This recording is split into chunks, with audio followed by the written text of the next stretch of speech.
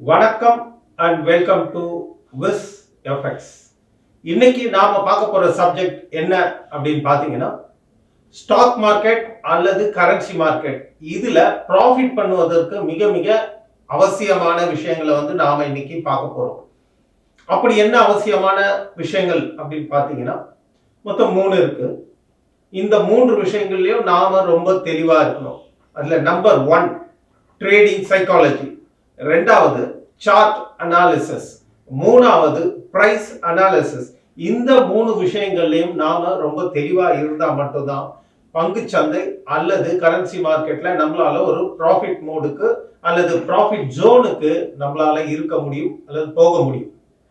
ஆக profit zone போறதுக்கு இந்த 3 விஷயங்கள்லயும் படிப்படியா ஒவ்வொரு விஷயத்தையும் நாம தெரிஞ்சுக்குவோம். முதல்ல நாம தெரிஞ்சுக்க வேண்டியது என்னன்னு பாத்தீங்கன்னா, சார்ட் அனாலிசிஸ்.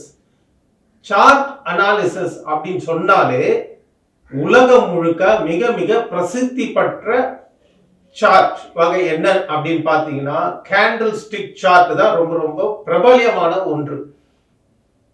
ஏன் கேண்டில் ஸ்டிக் சார்ட் மிகவும் பிரபல்யமானது மற்ற எந்த ஒரு வகை சார்ட்டையும் விட கேண்டில் ஸ்டிக் சார்ட் என்பது மிக பிரபலமாக இருப்பதற்கு மிக முக்கியமான காரணம் என்னன்னு கேட்டீங்கன்னா, அது ஒரு விஷுவல் பிரசன்டேஷனை மிக எளிதில் ஒரே செகண்ட்ல நமக்கு புரிய வச்சிரும். எது ஹை, எது லோ, எங்க ஆரம்பிச்சது, எங்க முடிஞ்சது, இந்த மாதிரியான விஷயங்களை அப்படி பார்த்த உடனேயே நம்மளால தெரிஞ்சுக்க முடியும். அது இறங்கின நிலையில முடிஞ்சிருக்கா அல்லது ஏறின நிலையில, அந்த கலர்ஸை வச்சு அதை கண்டுபிடிச்சிடலாம்.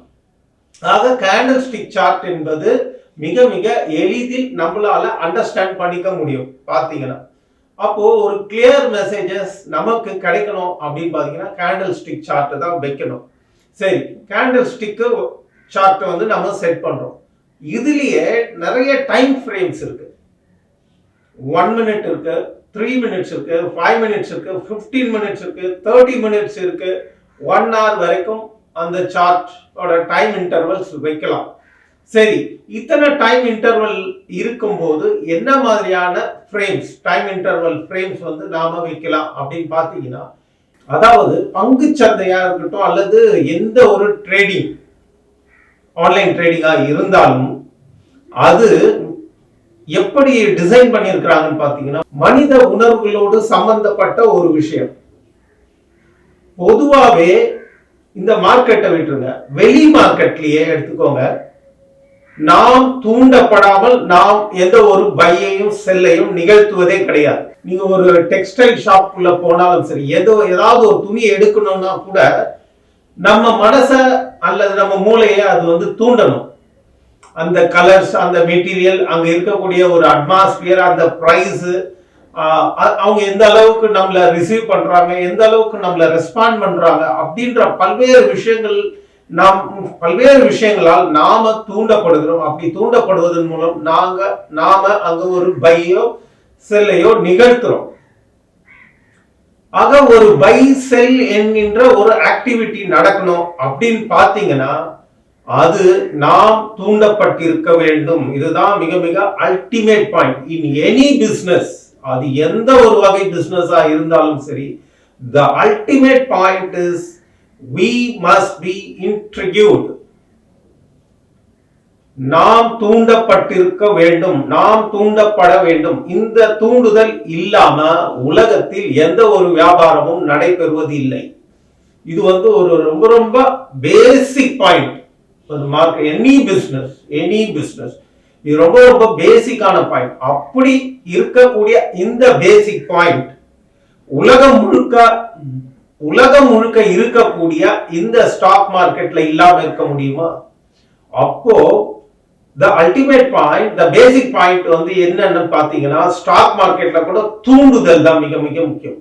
ஆக நம்மை தூண்டுவதற்கு அந்த சார்ட் என்ன மாதிரியான மெசேஜஸ் நமக்கு கண்டினியூஸா பாஸ் பண்ணுது அப்படின்ற விஷயத்தை தான் நாம ஒரு சார்ட்ல அனலைஸ் பண்ணணும். அப்படி அனலைஸ் பண்ணும்போது நாம சில விஷயங்கள்ல கவனமா இருக்கணும். அப்படி கவனமா இருக்கிறதுக்கு தான் இந்த ட்ரேடிங் சைக்காலஜி, இந்த பிரைஸ் அனாலிசிஸையும் கூட சேர்ந்து பார்க்கணும். ஆக இது மாதிரியான விஷயங்கள் எல்லாம் தூண்டுதலின் பேர். இந்த தூண்டுதல் வந்து எத்தனை செகண்ட்ல நடக்கும் இல்ல எத்தனை நிமிஷத்துல நடக்கும் சொல்லுவாங்க. எத்தனை நிமிஷத்துல நடக்கும்? ஃபிராக்ஷன் ஆஃப் செகண்ட்ல நடக்கும் அல்லது 1 மினிட்ல நடக்கும். மிகப்பெரிய தவறுகள் கூட 1 மினிட் டெசிஷன்ல தான் நடக்குது. ஏன்னா நாம தூண்டப்படுகிறோம், நாம எமோஷன் ஆகிறோம், நாம கோபப்படுகிறோம். கோபத்தின் பேர்ல கோபப்பட்டு நாம எதிரில் இருப்பவரை எப்படி வேணா கண்ணா பின்னான்னு திட்டிடும். சில சமயங்கள் கண்ணா பின்னான்னு திட்டிடும். ஆக இது எல்லாமே நிமிஷங்கள்ல நடக்கக்கூடியது. அதனால இதுக்கு போய் நாம 10 நிமிஷமோ 15 நிமிஷமோ டைம் இன்டர்வல் வைக்கிறது என்பது தேவையில்லாத விஷயம். ஆக 1 மினிட் கேண்டில் ஸ்டிக் சார்ட்டை நாம செட் பண்ணிட்டு, ஆனா அந்த சார்ட்டோட மூவ்மெண்ட் கூட நாம டிராவல் ஆகக்கூடாது. இவ்வளவுதான் விஷயம்.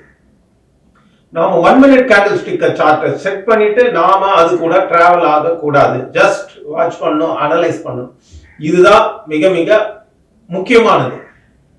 ஆக மனித உணர்வுகளோடு சம்பந்தப்பட்ட இந்த சார்ட் நமக்கு எக்ஸ்டர்னல் ஃபோர்ஸ் எதுவுமே கிடையாது. நம்ம வாங்குறதுக்கோ அல்லது விற்கிறதுக்கோ நமக்கு எக்ஸ்டர்னல் ஃபோர்ஸ் என்பது வெளியில இருந்து வர்றது கிடையாது. அந்த சார்ட் மூலமா தான் நடக்குது. சார்ட்டோ அல்லது பிரைஸோ நீங்க எதை பாக்குறீங்களோ, பெரும்பாலான 99% பேர் சார்ட்டை பார்த்து தான் டே ட்ரேடிங்க பண்றாங்க. அப்போ இந்த சார்ட் வந்து நமக்கு கண்டினியூஸா மெசேஜ் பாஸ் பண்ணிக்கிட்டே இருக்கும். எவ்ரி செகண்ட்ல மெசேஜ் பாஸ் பண்ணிக்கிட்டே இருக்கும். சோ அந்த மெசேஜ்ல நாம வந்து டிராவல் பண்ணி மாட்டிக்க கூடாது. ஆக நாம அந்த சார்ட் தனி எப்படி ஒரு வீட்டுல ஒரு பிரச்சனையா இருக்கட்டும், அல்லது வெளியில இருக்கக்கூடிய சிக்கலா இருக்கட்டும், அல்லது பிசினஸ்ல இருக்கக்கூடிய சிக்கலா இருக்கட்டும், அதை தனியா வச்சு நாம வெளியில இருக்கக்கூடிய ஒரு ஆளா இருந்து அதை அனலைஸ் பண்ணோம்னா அந்த பிரச்சனைக்கான தீர்வுகளை மிக சரியாக கண்டுபிடிக்க முடியும். அதே போலதான் ஸ்டாக் மார்க்கெட்டையும் அப்படி தனியா பார்க்கணும். அப்படி தனியா பார்த்து நாம வெளியில இருந்து அது என்ன சொல்ல வருது அப்படிங்கிற விஷயத்தை மட்டும் தான் நாம பார்க்கணும். நாம அதுக்குள்ள டிராவல் பண்ணி மாட்டிக்க கூடாது, நாம டிராப்ல விழுந்துடக்கூடாது. அதுதான் மிக முக்கியமா நான் சொல்ல வர்றது. ஆக நாம கேண்டில் ஸ்டிக் சார்ட்டை செட் பண்ணும்போது 1 மினிட் கேண்டில் ஸ்டிக் சார்ட் தான் நாம செட் பண்ணணும். இது ரொம்ப ரொம்ப மிக மிக முக்கியமான ஒரு விஷயம். மனித உணர்வுகளோடு கூடிய முடிவுகள் என்பது ஒரு நிமிஷத்துல அரை நிமிஷத்துல நடக்கக்கூடிய ஒரு விஷயம். ஆகவே சார்ட் என்பதும் அதே போலதான் நாம வச்சுக்கணும். ஆனா அது கூட டிராவல் ஆகக்கூடாது. இதுதான் ரொம்ப ரொம்ப கவனிக்கப்பட வேண்டிய ஒரு விஷயம். அது கூட டிராவல் ஆகாம அதை அனலைஸ் பண்ணீங்கன்னா உங்களுக்கு நிறைய விஷயங்கள் வந்து பங்கு சந்தையில தெரிய வரும். என்னோட பேரு ரவிச்சந்திரன். நான் ஒரு NSE certified capital market professional, as well as I was awarded by Zerodha as one of the successful traders in India. நன்றி.